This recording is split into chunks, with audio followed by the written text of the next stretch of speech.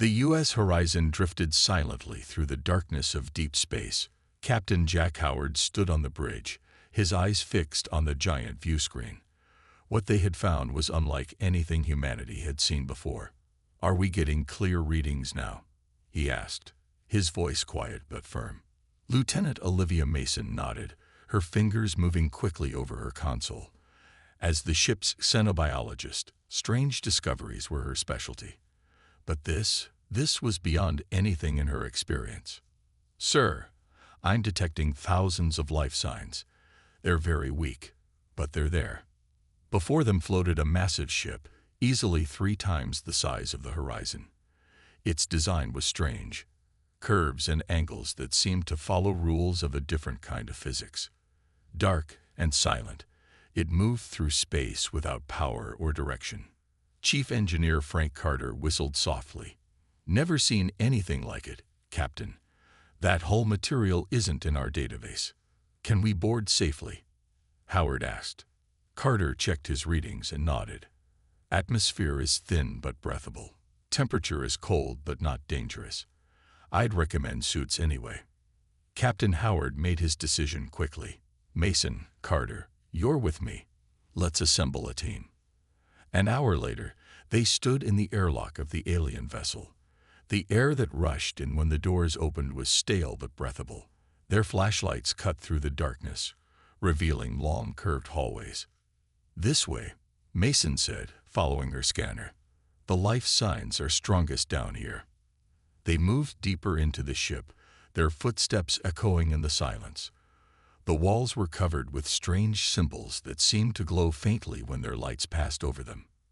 "Captain," Carter called out suddenly, "look at this." He was standing before a massive door. Beyond it, visible through a small window, was a vast chamber filled with what looked like thousands of transparent pods. "They're in stasis," Mason whispered, checking her readings. "All of them." Working together, they managed to open the heavy door. The chamber before them stretched out further than their legs could reach. Each pod contained a slender, 4-armed being with pale, almost translucent skin that gave off a faint glow. "The ship's systems are failing," Carter said, examining a nearby control panel. "Life support, power, everything. I'd say they have less than 2 weeks before complete shutdown." Captain Howard approached one of the pods, studying the alien inside. Its face was delicate, with large, almond-shaped eyes. Even in sleep, it looked troubled. Mason worked on a nearby console, her translator program running. "I think I'm getting something from their records," she said. "They call themselves the Nerathi." They were running from something. As the translation program made progress, the story became clear. The Nerathi were refugees, fleeing from a powerful empire called the Velusian Dominion. Their world had been destroyed. They had sought help from every major species in the galaxy, only to be turned away each time. No one would help them, Mason said, her voice breaking slightly. They were afraid of angering the Velusians. The Nerathi set their ship on autopilot toward unexplored space as a last desperate hope. Howard stood silently, looking out at the thousands of sleeping aliens. Their ship was dying. They had been abandoned by every advanced civilization they had encountered. "What are your orders, sir?" Carter asked quietly. The captain took a deep breath. He thought about Earth, about humanity's place in the galaxy. They were newcomers, still finding their way among the stars. Getting involved in an alien conflict could have serious consequences. But looking at these people, because that's what they were, people, he knew there was only one choice that he could live with. "Contact Earth Command," he said firmly. "Tell them we found refugees in need of immediate assistance, and start working on a way to stabilize their life support systems." As they moved through the ship, preparing to help the abandoned aliens, Howard knew that humanity was about to make a statement to the galaxy. Where others had turned their backs, humans would show mercy, even if it meant standing alone. The news about the Nerathi spread quickly through Earth's command centers. Captain Howard stood in the middle of the emergency meeting room, surrounded by the most powerful people in human space. He had just finished explaining what they had found. Admiral Peter Russell was not happy. The tall, gray-haired man slammed his hand on the table. "Do you understand what you're asking?" he demanded. "We've barely earned our place at the galactic table. The Velosian Dominion could crush us without even trying." "With all due respect, sir," Howard replied calmly, "these people will die if we don't help them." The room grew loud with arguing voices. Some military officers agreed with the admiral. Representatives from Earth's governments looked worried. Nobody wanted to start a conflict with a powerful alien empire. "May I speak?" The voice was quiet but firm. All eyes turned to Dr. Lisa Conway, Earth's leading expert on alien biology. She was a small woman with kind eyes and a serious face. "I studied the scans of the Narathi," she said. "They've been infected with a disease. That's why other species turned them away. The Velosians created this disease to kill them slowly." Diplomatic Officer Eric Young raised his hand. "The other galactic powers were afraid of catching this disease. That's why they refused to help." "Exactly," Conway nodded. "But here's the interesting part. The disease was made to spread to most alien species, but humans might be immune. Our biology is different enough." Admiral Russell frowned. "Even if that's true, helping them would still anger the Velosians." "Since when does Earth turn away people who need help because we're afraid?" Howard asked. His words hung in the air. For 3 days, Earth's united government debated what to do. Scientists studied the disease. Military leaders made plans for possible attacks. Diplomats tried to understand how helping the Narathi would affect Earth's standing in the galaxy. On the 4th day, they reached a decision. In a small private office, Admiral Russell delivered the news to Captain Howard. "We will help them," the admiral said. His face was serious. "The Narathi will be brought to a special area on Mars, away from our main cities. Dr. Conway will lead the medical team to treat them." Howard felt relief wash over him. "Thank you, sir." "Don't thank me yet," Russell warned. "This decision could bring trouble.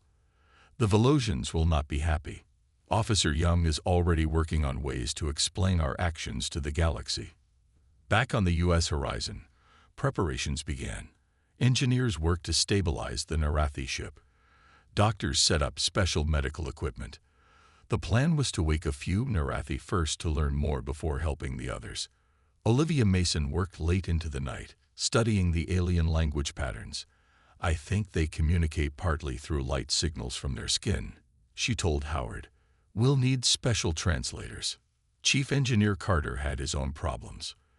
"Their stasis pods are failing faster than we thought. We need to move quickly." Howard looked out at the stars through a viewport.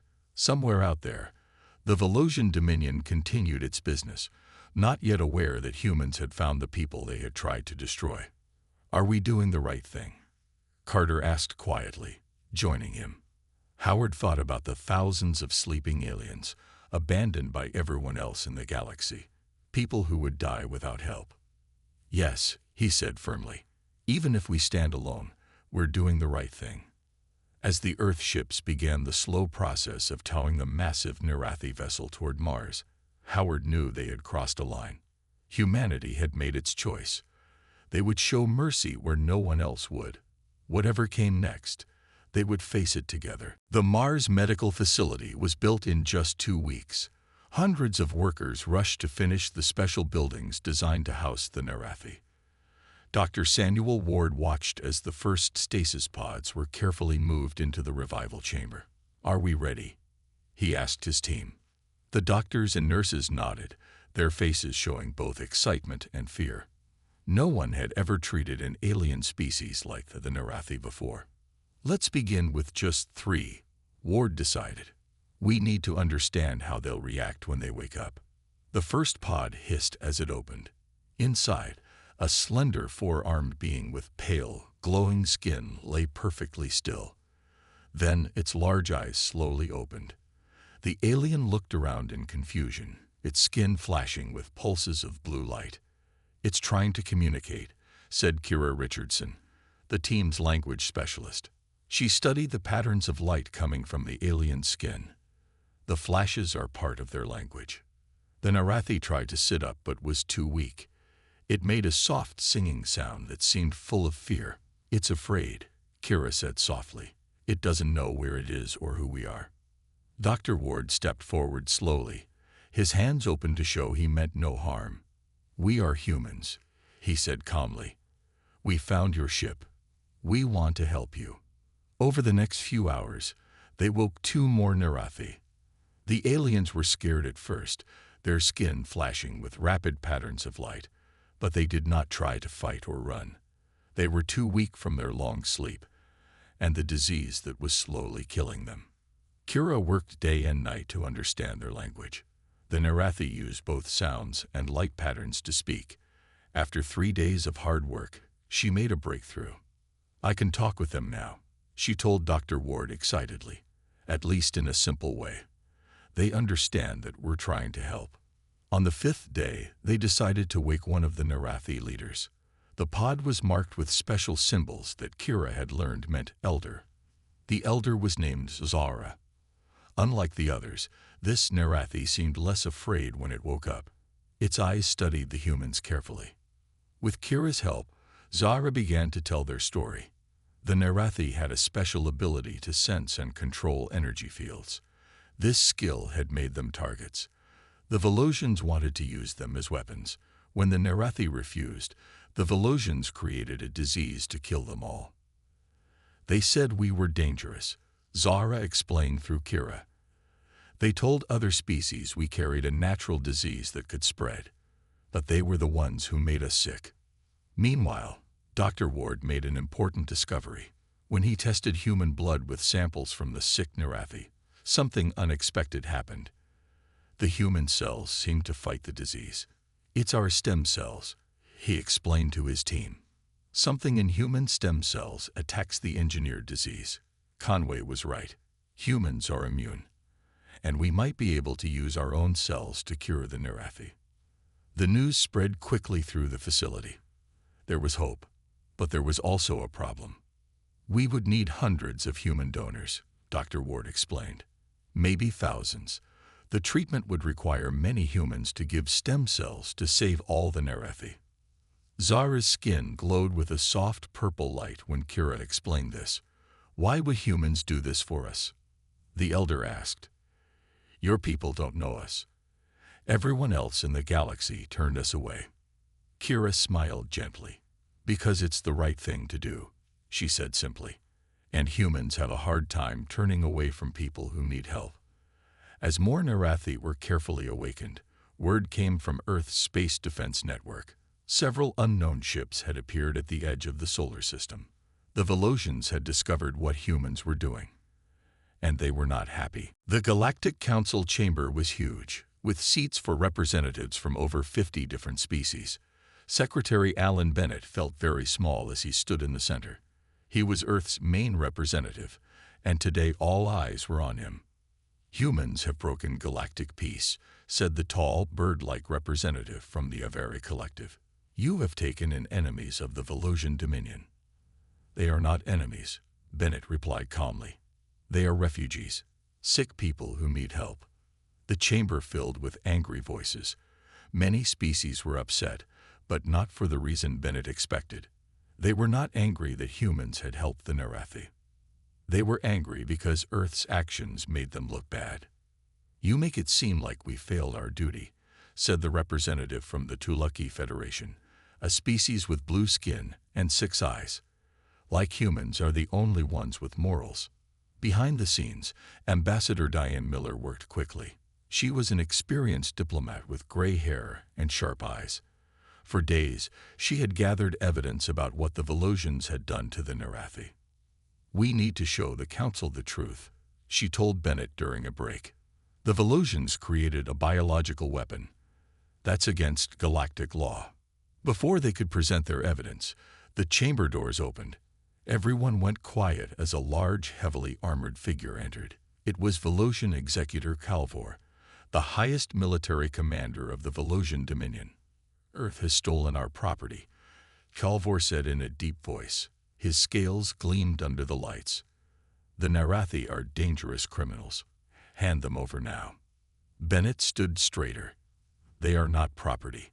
They are people seeking asylum. We have evidence that the Velosians tried to use them as weapons, then tried to kill them when they refused. Careful, human, Calvor warned. Your species is young. Do not make enemies you cannot defeat. The Velosian turned to address the whole council. Until Earth returns the Narathi, we will block all travel to and from their solar system. No ships in or out. Ambassador Miller stepped forward. That's an act of war. No, Calvor smiled coldly. It's a quarantine. The Narathi are sick, after all. We're simply protecting the galaxy. After the meeting, Bennett and Miller met with representatives from other species.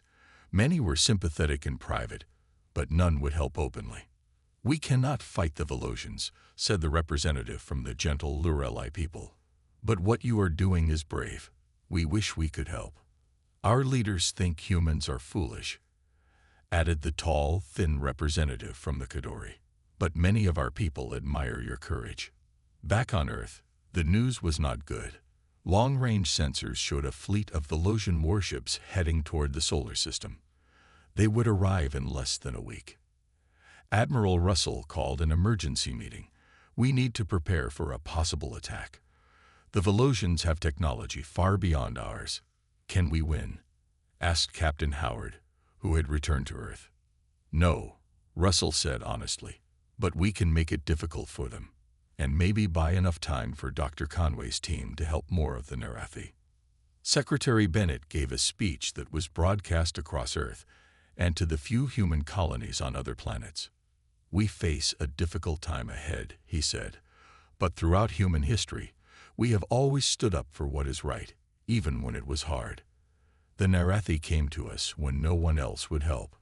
We will not abandon them now, no matter the cost. As humans prepared for possible war with a much stronger enemy, volunteers lined up at medical centers across Earth. They had heard about the need for stem cell donors. Thousands of humans were ready to help save the aliens who had been abandoned by everyone else in the galaxy. The Velosian fleet grew closer each day. Dr. Karen White worked without sleep for 3 days straight.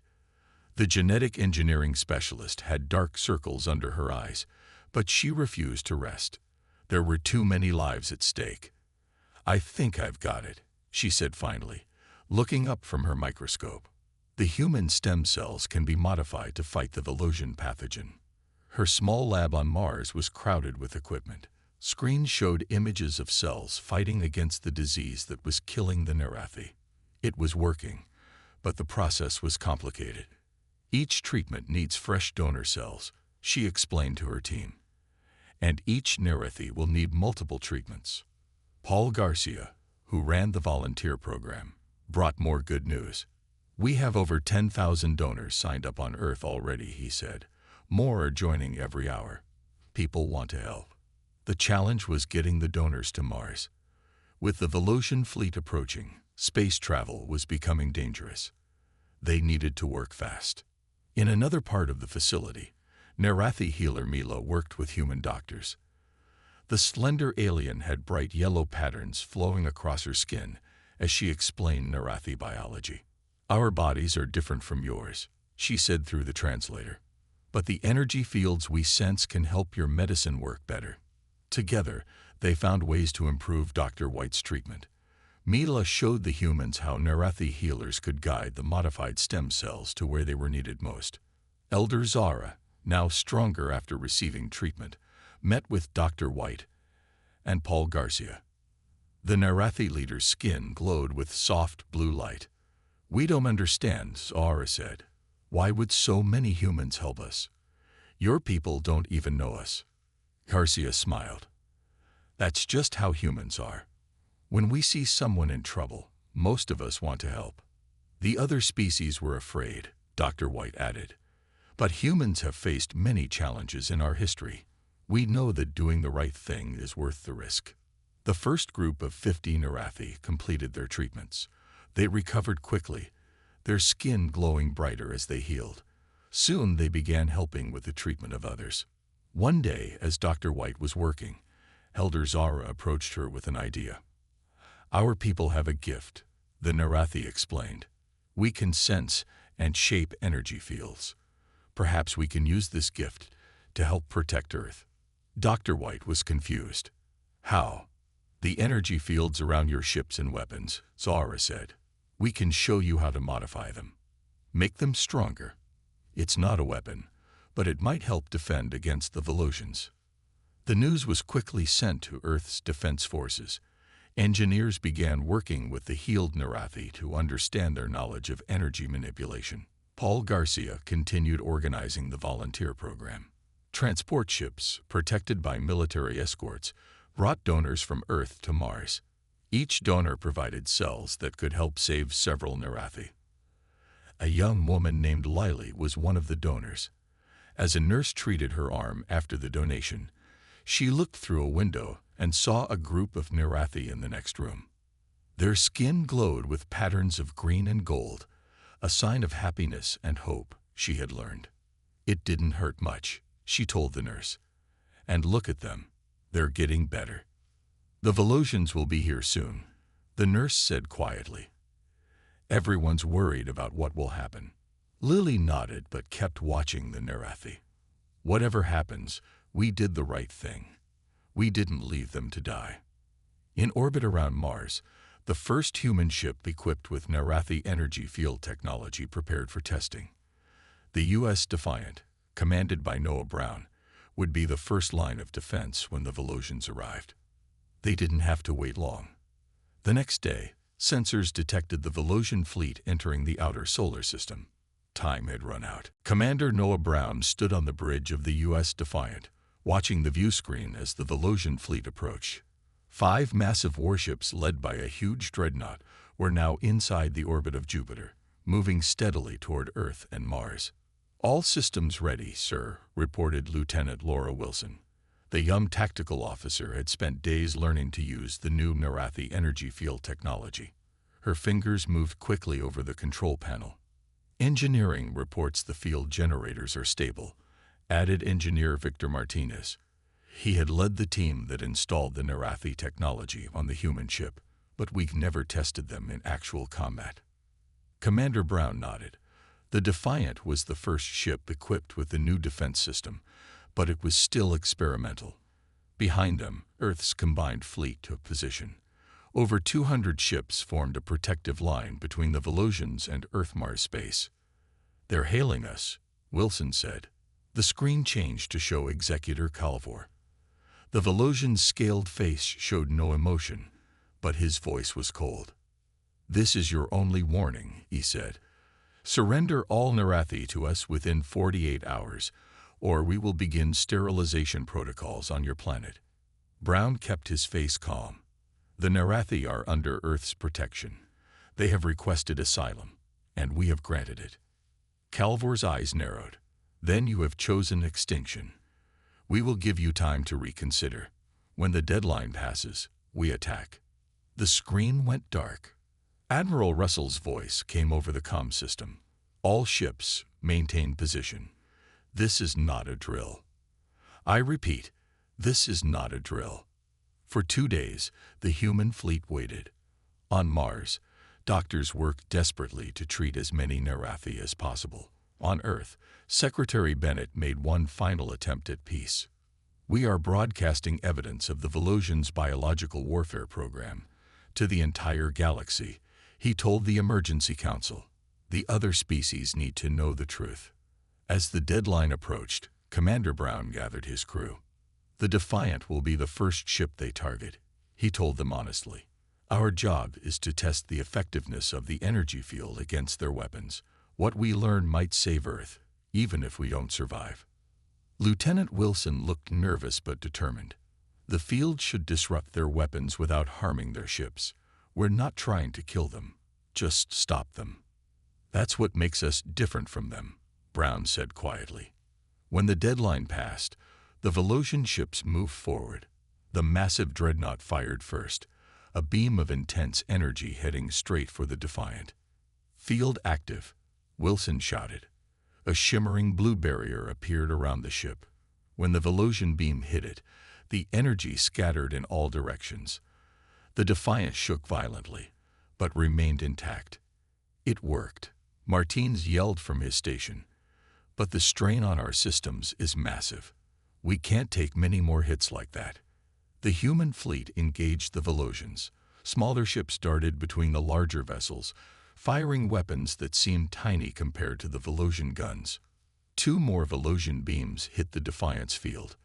Warning alarms sounded throughout the ship. Field generators overheating, Martins warned. 20 seconds until failure. Brown looked at the tactical display. The human fleet was fighting bravely, but they were outmatched. Several Earth ships were already disabled or destroyed. This is it, he thought. They had tried. They had stood up for what was right, even knowing they might lose. Just as the Defiant's field collapsed and the Velocian dreadnought prepared to fire again, new signals appeared on the sensors. Multiple ships dropping out of faster-than-light travel, Wilson reported, her voice filled with surprise. They're from the Tulaki Federation, and the Avari Collective, and the Lurali. Ships from a dozen different species suddenly appeared, positioning themselves between the human fleet and the Velocians. A new voice came over the communication system, the translator working to convert the words. This is Guardian Peltoth of the Galactic Enforcement Division. The Velocian Dominion is hereby ordered to stand down. Your biological warfare program violates our most sacred laws. Brown could hardly believe what he was seeing. The races that had refused to help the Narathi had finally come.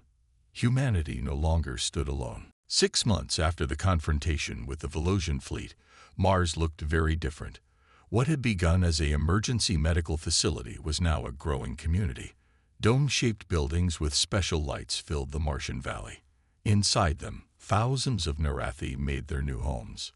Director Grace Williams walked through the central plaza, greeting both humans and Narathi as she passed. As head of the Narathi Integration Project, she had watched the relationship between the two species grow from desperate survival to true friendship. The new housing area will be ready next week, she told Elder Zara, who walked beside her. Another 500 Narathi can move in. Zara's skin glowed with warm golden light. We are grateful. Many of our people have chosen to stay on Mars rather than seek a new homeworld. The Velocian leadership had been forced to answer for their crimes before the Galactic Council. Evidence of their biological warfare program had shocked even their allies. The Narathi had been officially recognized as a free species with the right to resettle anywhere they wished. In the Cultural Center, Jake Reynolds was teaching a class with both human and Narathi students. The young cultural exchange coordinator had found creative ways to help the two species learn from each other.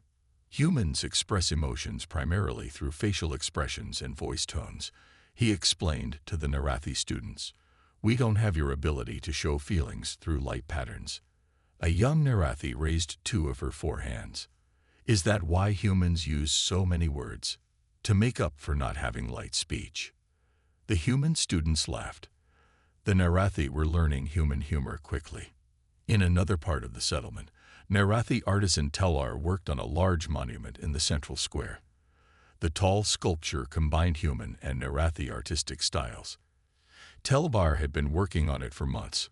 It honors those who didn't survive, he explained to a group of visitors, and the humans who helped us when no one else would. The monument showed Narathi and human hands reaching toward each other. At night, it glowed with soft light and patterns that told the story of their first meeting. On Earth, Secretary Bennett addressed the Galactic Council again. This time, he stood not as an accused, but as a respected voice. Humanity is still young among the stars, he said.